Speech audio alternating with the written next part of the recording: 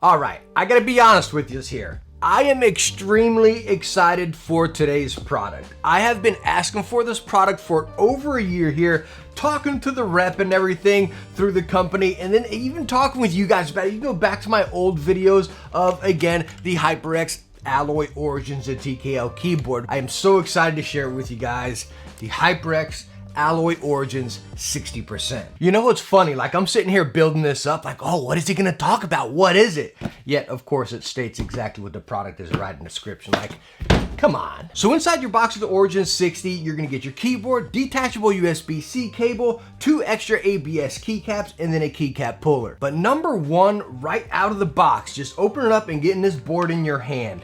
This thing is girthy. I mean, you have some weight to this thing. It is stinking solid. Talking about, again, Alloy Origins, same thing here. Metal plate top and bottom, and it seriously has some weight. You definitely feel that quality within this guy. Obviously, there's no stinking flex, right? These keycaps up top are actually PBT keycaps. Now, they're not rough like we see with a lot of PBT keycaps. As you can see, they're pretty stinking smooth right there. But again, still very nice, durable keycaps that aren't going to shine and fade on you over time.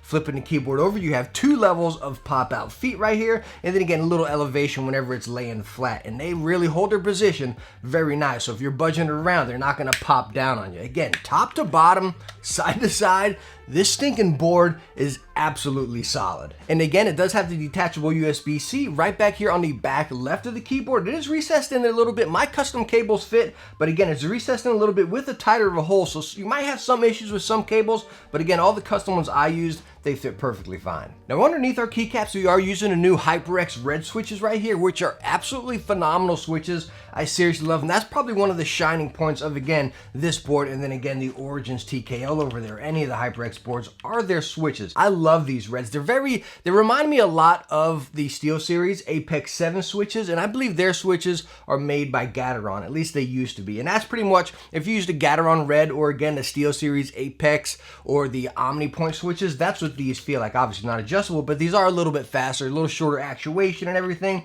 And again, a little bit lighter pressure. They feel very nice.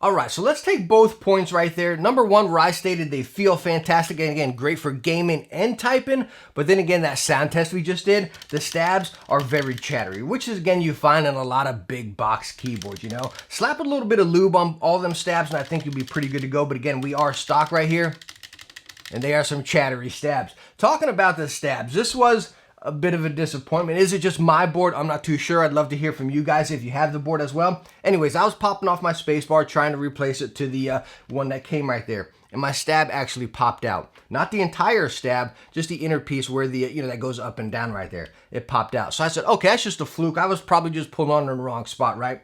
So again, I fix it, put it back on. I try to pull it off again, and then the other side pops out. So I'm like, man, what's going on here? Like, I've popped off many a space bars on tons of keyboards and I've never had that happen.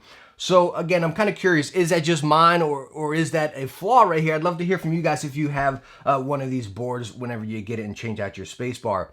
So again, I was able to fix one, but the other side I wasn't. Whenever I popped it in, it busted off the latch going in there. So as you can see on the front, I have a little Band-Aid holding it in place. I mean, it's perfectly fine, But again, a real stinker that happened. But we did benefit out of that flaw, because with that flaw, it did entice me to take the board apart and again, see how to replace it. So again, I did take it apart. It's held on by quite a few screws, by the way, but when you take it off, now the PCB is attached to that top plate right there, so it's not easy to get to those stabs. You got to fix it from the top, actually. But when you take it off right there, again, you have your PCB attached to the top plate, and when you look at this inner plate right there, you have that whole plastic lining right down there. Nice, thick plastic, and as you see, it's kind of formed to where the switches go in. So you got the metal, big thick piece of plastic, and then that other metal there. And I think that is what's helping out with that great sound as far as just, again, the bass keys, not the stabs, but the bass keys. You're not getting any pinging or tinging or anything, because again, a nice plastic layer right there is kind of settling it down a bit. Now looking a little closer at the inside of this board, this was really cool here.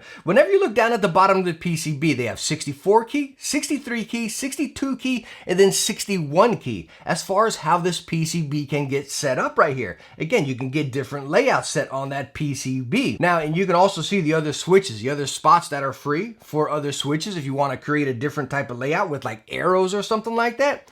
Again, those switches, those slots are right there. Now, is this a HyperX thing, or is this just how the PCB is made? I don't know, because as you can see, the PCB is made by Greta or something like that, and then it's just printed right down there. So they have a different company making their PCB, and they just had these in bulk. In my honest opinion, looking at that right there, I believe they just bought the PCBs in bulk from this company. They made all these other kinds, and again, they just got them in bulk. Will they be making a few different changes like that? I don't think so in the 60% format. If anything, maybe we'd see like a 65% down the road or something, but I don't think they would adjust the keys like that, especially in the big box market like this. But again, it's just kind of cool to take it apart and see those internals right there and what they're using. Now, you do have RGB on this board as well, which you can control by your 3 profiles right down here on J, K, and L, and it's really cool. The RGB is very bright even with these being PBT keycaps.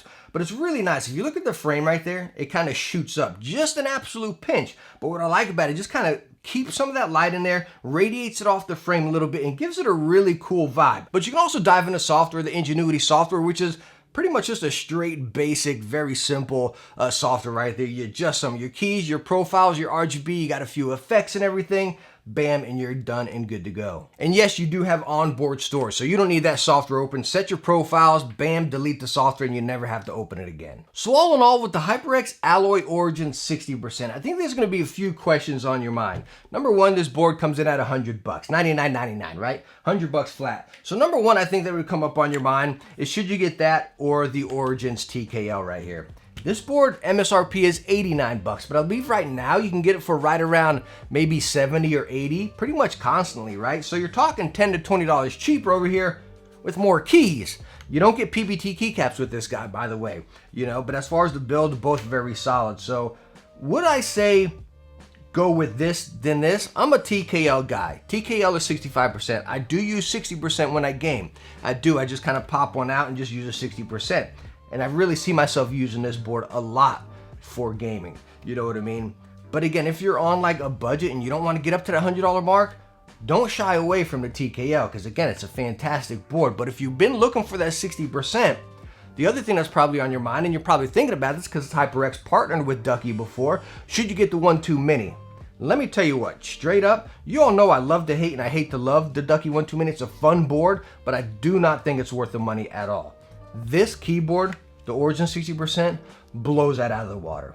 It absolutely does. And no, this is not going to be limited like HyperX did with the Duckies. This is going to be an in-stock, on the store shelves product right here, which is absolutely awesome. I couldn't stand how HyperX did those Ducky collabs. I don't like any sort of drop that's limited, right? I like everyone to be able to get access to it.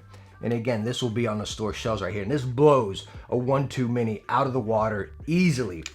The closest comparison I would put to this would be the Durgod Venus or the Ducky Mecha Mini, the Mecha 60%. That'd be the closest comparison, but both of those boards cost more than this. The Venus is around $30 to $50 more, and then the Mecha Mini is about just right at $50 more. So yeah, over both of those, I would still say go with the HyperX if you're looking for a 60%. If you don't want a 60%, again, this keyboard won my best after my Maya Pro, right? Keyboard of the year. This one's absolutely stinking solid right here. But if you want that 60%, I can't say enough good things about this board. Hopefully those stabs were just my copy. So hey, thank you so much for stopping by and watching my review on the HyperX Alloy Origin 60. I hope I answered some questions you were looking into it, and I hope you enjoyed the video. If you did, hit that thumbs up and don't forget to subscribe for some future tech videos. Hey, I hope to catch you in the next one. Bye now.